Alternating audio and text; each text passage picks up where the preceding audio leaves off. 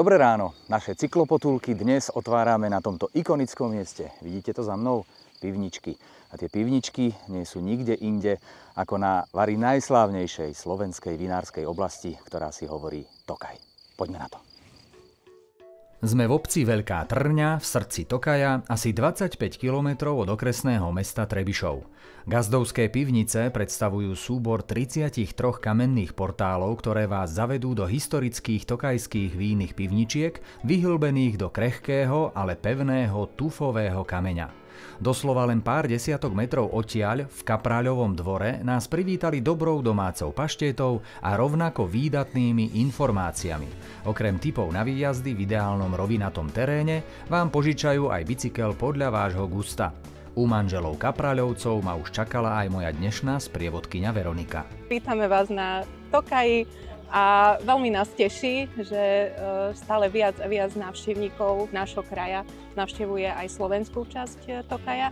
A my sa snažíme ich usmerniť ešte ďalej na Medzibodrožie.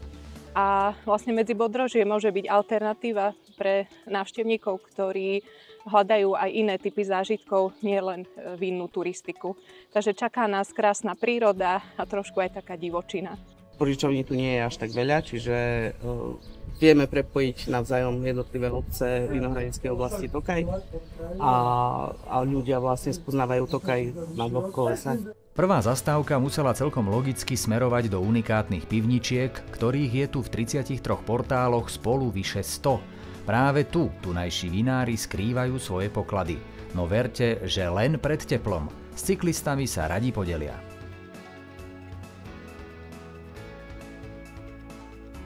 Vášeň pre víno, vernosť tradícií a odhodlanie pokračovať v remesle má dnes už 4. generácia rodiny Macíkovcov. Macíkovci patria medzi elitných vinárov Tokajskej oblasti. Príležitosťou, ktorá sa neodmieta, je ochutnávka vína, a to priamo v stredovekej pivnici alebo vo vinohradoch. Nachádzame sa v starej stredovekej tufovej pivnici Tokajskej, kde je aj jedna z najväčších vinných bank, predpokladám asi najväčšia na slovenskom Tokaji. Je tu okolo 100 000 fliaž uložených, to už vlastne všetko, čo vidíme, je víno klientov. No a najstaršie u nás víno je 1912. Tokaj je jediné víno na svete, ktoré dokáže vyzrievať desiatky, stovky rokov bez toho, aby bolo fortifikované, to znamená, aby sa pridával lieh alebo alkohol do toho. Tokajské vína dokážu takto potom tu vyzrievať tie stovky rokov a je to tak, že vlastne my môžeme uložiť to víno našim klientom v tých ideálnych podmienkach, kde je 11 stupňov celý rok, takže cyklista sa tu dobre schladí. Macíkovci sú aktívni aj vo vínnej turistike, ponúkajú možnosť ubytovania v penzióne u Macíka, čo je netradičné zážitkové bývanie v drevených sudoch s výhľadom na vinice. Od roku 2015 je dominantou vinohradníckej oblasti Tokaj 12 metrov vysoká vyhliadková väža v tvare obrovského dreveného suda. Nachádza sa vo vinohradoch medzi obcami Malá Trňa a Černochov a je ideálnym oddychovým miestom pre turistov, cyklistov a aj rodiny s deťmi. V tom spomínanom roku 2015 sa táto rozhľadňa stala stavbou roka podľa slovenskej verejnosti. Pokračujeme ďalej vinicami a v žiare slnka nám do očí zasvietil najnovší klenot tokajských viníc, Chateau Grand Barry. V talianskom štýle predstavuje moderný pohľad na tradičný Tokaj. Takže dovoľte, aby som vás predstavil v našej vinárskej firme Chateau Grand Barry. Sme jedna z najmladších vinárskych firiem tu na slovenskom Tokaji. Táto budova bola postavená v roku 2019, takže tohto roku máme také ako keby 5. výročie založenia. Sme firma, ktorá pracuje približne na 80 hektároch vlastných rodivých viníc a z toho ročne vyprodukujeme nejakých 500 000 litrov vína. Všetko je to z vlastnej výroby. No a samozrejme, ako vidíte, tak sa venujeme aj aktívne tomu vinárskému turizmu. Takže ak máte záujem, radi vás celoročne privítame. Po dobrom obede môžeme pokračovať do Malej Bary. Novo zrekonštruovaný kemping v Malej Bare poskytuje rozľahlý areál a všetko potrebné pre váš komfort pri kempovaní alebo stanovaní. Novinkou je Tree Top Village. Tokajské domčeky v korunách stromov z wellness zabezpečia jedinečný celoročný zážitok v prírode. 7 domčekov je vybudovaných vo vzdušných korunách stromov. Mali sme už dávno taký sen postaviť si nejaký domček v korunách stromov. Vlastne takto nejak to vzniklo, prečo jeden, vybudujme celú dedinu. Je tu úplne iný vzduch, je tu príjemný chladok, prejdeme o 20 metrov ďalej mimo tohto lesíka a proste už sa potíme. Takže toto je hlavné. A ako môžeme počuť, cvrlikajú nám tu rôzne zvieratka, Máme tu veveričky, máme tu sovu, takže človek je tu v takom dotyku s prírodou. Večer to máme ešte nasvietené, tu je vlastne posedenie, kde je veľmi príjemná atmosféra. A je to veľký rozdiel bývať niekde dole na zemi a hore v korunách stromov. Agroturistika vo svojej najlepšej forme sa nám predstavila aj na Majeri Bara. Tu vám okrem jedla či relaxu vo wellnesse môžu ponúknuť jazdu na koni. Samozrejme nie na tomto. Pablito je na tomto svete len pár hodín a už to dotiahol na televízne obrazovky. To je naše potešenie. Dneska ráno nás kobylka Kiba potešila tým, že priviedla na svet nášho Pablita. Je to v podstate pár hodín na svete náš žrebček. Takisto máme nejaké kozliatka. Každý rok kupujeme ovečky, aby sme mali aj nejaké také kontaktné zo detičky, ktoré prídu z mesta, aby videli, že čo sa chová v podstate na vidieku.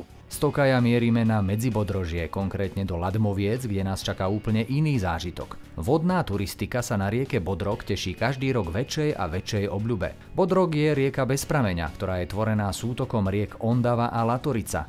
Na slovenskej strane má dĺžku 15 km a ďalej pokračuje do Maďarska.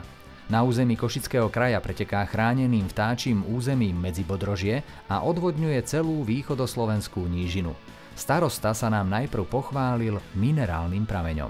V 1989 tu vrtali také výskumné vrty a tedy vlastne natrafili na prameň, ktorý odtedy tu teče. Voda obsahuje veľa železa, hlavne približne taká voda, jak v bardejovských kúpeloch. Každým rokom čím viac ľudí sa zastaví tu nás i oddychne, hlavne cyklisti, ale už aj odkedy pred 2 rokmi sa podarilo s pomocou s Košickým samosprávnym krajom vytvoriť aj požičovňu kanoe a splavovať až do Borše.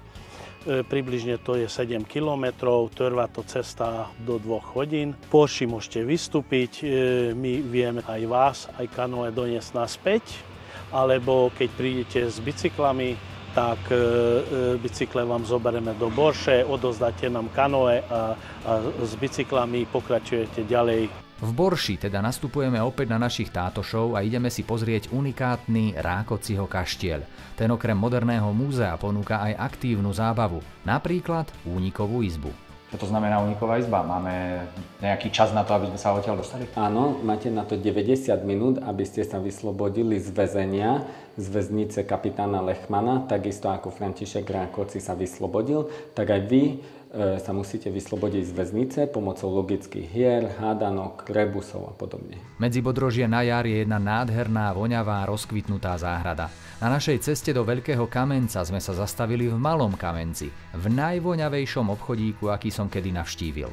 Rodinná firma Zlatý nektár vyrába svojpomocne prírodné včelie produkty. Náš kraj je tak výnimočný, že tu nemusíme s včelami kočovať vôbec, lebo od skorej jary až po leto, až po jeseň tu máme toľko nektárov, že včeličky sú úplne spokojné. Ktorý z tých medov je najlepší pre cyklistov? Vyskúšajte ten bazový, ten je limitovaný. Tam sú bazové kvety dozrievané, treba vedieť, že kedy zbierať tie kvety a kde. Toto mi pripomína detstvo. Je úžasné, čo tieto neúnavné tvory dokážu. No a keďže máme za sebou pár desiatok kilometrov, nastupuje únava, tak je čas na poslednú zastávku. To sa nám vyjde. Ďakujeme krásne. Zrúcanina stredovekého hradu Veľký Kamenec z 13. storočia, na ktorom údajne v 15. storočí podpísali mierovú zmluvu Ján Jiskra z Brandýsa a Ján Huňady. Tak to je záver dnešných cyklopotuliek. Zdravý Tokaj všetkých pozýva. Dovidenia pri cyklopotulkách opäť o týždeň.